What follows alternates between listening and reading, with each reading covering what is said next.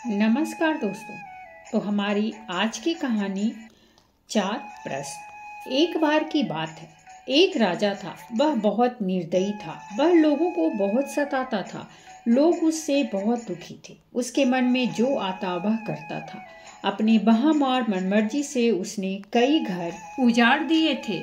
अगर उसे बहम हो जाता कि यह आदमी ठीक नहीं है, वह या तो उसके हाथ पांव कटवा देता या उसे सूली पर चढ़ा देता। उसने इस प्रकार बहम में पड़कर किसी को फांसी पर लटका दिया, किसी को सूली पर चढ़ा दिया, किसी के हाथ पांव कटवा दिए, किसी को उम्र कैद की सजा दे दी, किसी को देश निकाला दे दिया और किसी किसी का तो सारा सारा परिवार ही कोल्हू में पिलवा दिया। सारी प्रजा डरी सहमी हुई थी। परमात्मा की इच्छा। एक दिन राजा सुबह सुबह उठा और अपने बगीचे में टहलने के लिए चला गया। बगीचा महल के पास ही था। उसने देखा पश्चिम की ओर से 4 हंस आए और आकर उसके महल के ऊपर बैठ गए। राजा का मन हुआ कि उन्हें करीब से देखा जाए। वह महल के करीब आ खड़ा हुआ और उन हंसों को देखने लगा। इतने में राजा क्या देखता है कि उन हंसों में से एक आदमी की आवाज में बोला, यहाँ पर है परंतु वहां पर नहीं। दूसरा कहने लगा, वहां है परंतु यहाँ नहीं।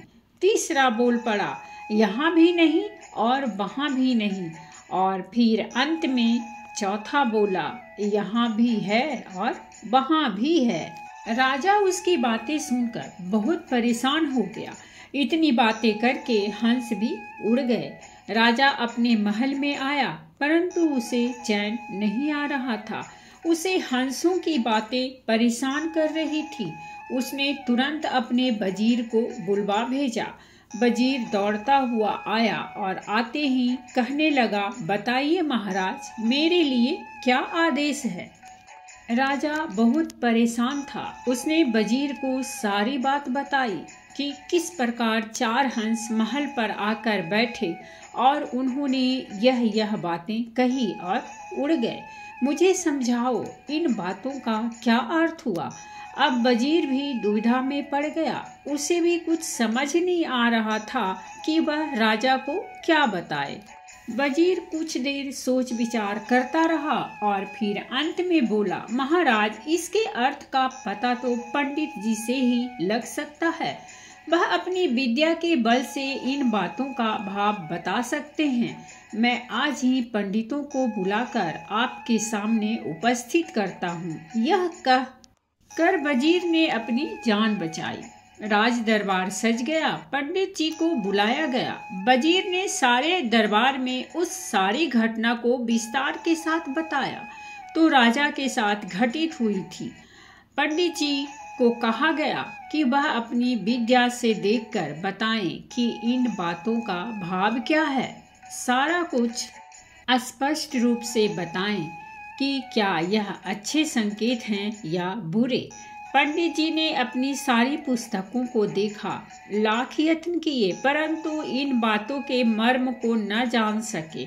उसने डरते डरते राजा से कहा, महाराज, इस काम में कुछ समय लग सकता है। राजा ने पंडित को कहा कि मैं तुम्हें 1 महीने का समय देता हूँ।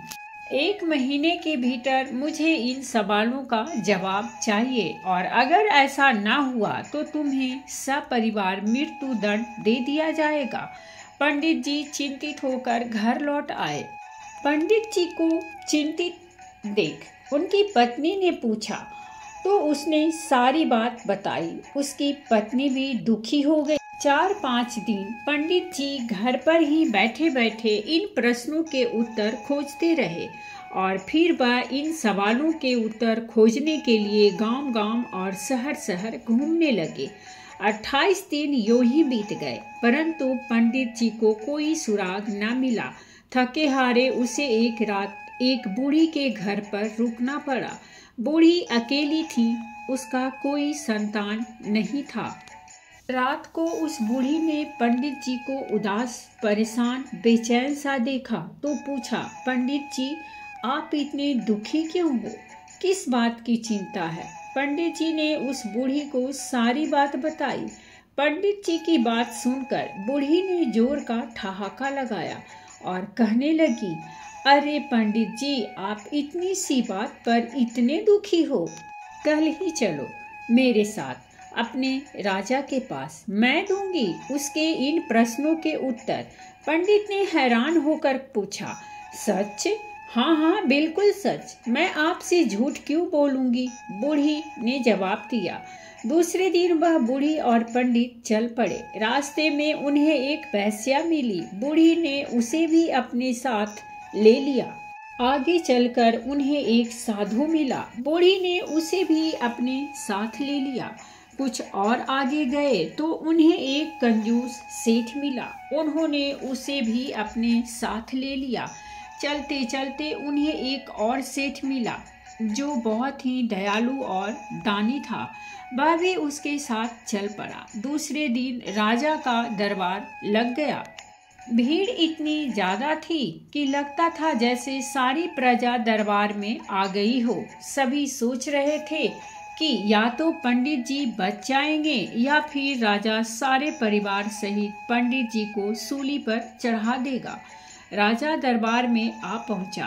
सभी ने उसका स्वागत किया। राजा अपने सिंहासन पर बैठ गया तो वजीर को हुक्म दिया कि पंडित जी को पेश किया जाए। पंडित जी उनके साथ वह बूढ़ी, वेश्या, साधु, कंजूस सेठ और दयालु सेठ राजा के समक्ष प्रस्तुत हुए। राजा ने पंडित से पूछा, मेरे चारों सवालों के उत्तर ले आए हो? पंडित जी ने हाँ में सिर हिलाया और कहा, आपके सवालों का जवाब यह बूढ़ी माँ देंगी। राजा ने पूछा, बताओ इसका क्या अर्थ है? यहाँ है परंतु वहाँ नहीं। बूढ़ी ने साथ आई वेश्या की ओर संकेत किया और कहा, इसका उत्तर यह वेश्या है। यह बुरे गंदे काम करके धन इकट्ठा कर रही है। इसे अगले जन्म में बुरे कर्मों का फल मिलेगा। इसीलिए यह यहाँ पर तो है परंतु वहाँ नहीं है। राजा ने दूसरा सवाल किया, वहाँ है परंतु यहाँ नहीं। बूढ़ी ने साधु को उठाया और कहा, महाराज, इसका उत्तर यह साधु है। इस जन्म में इसे कोई सुख सुविधा नहीं है।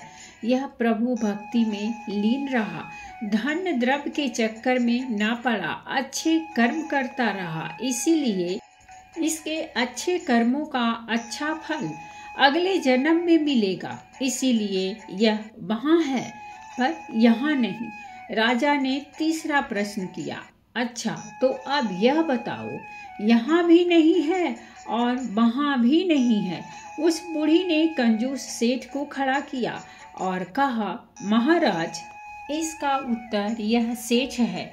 यह न तो स्वयं खाते हैं और न ही दान आदि करते हैं। इनके पास धन बहुत है, यह उसका उपयोग नहीं करते, बस उसे बचाने और बढ़ाने की ही इन्हें चिंता बनी रहती है। इसीलिए न यहाँ है और न वहाँ है।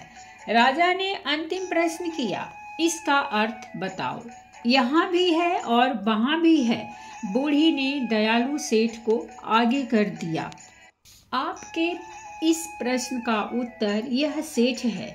यह खुले दिल से खाता है और खुले दिल से दीन दुखियों में धन बांटता है, उनकी सेवा करता है, दयालु है, धर्म परायण है, दान पुण्य आदि कर्म करता है। इसीलिए यह यहाँ भी है और वहाँ भी है। राजा की आंखें खुल गई। उसने भी निर्दयता त्याग कर दयालुता को अपनाया। वह बहुत दयालु, दान पुण्य के कर्म करने वाला, धर्म कर्म करने वाला बन गया। दीन दुखियों की सेवा करने लगा। उसकी सारी प्रजा सुखी और प्रसन्न रहने लगी। तो दोस्तों, ये थी हमारी आज की कहानी। और अगर कहानी अच्छी लगी हो तो प्लीज़ हमारे चैनल को सब्सक्राइब कीजिए, वीडियो को लाइक और शेयर जरूर कीजिए। कहानी सुनने के लिए बहुत बहुत धन्यवाद। मिलते हैं हम एक नई कहानी के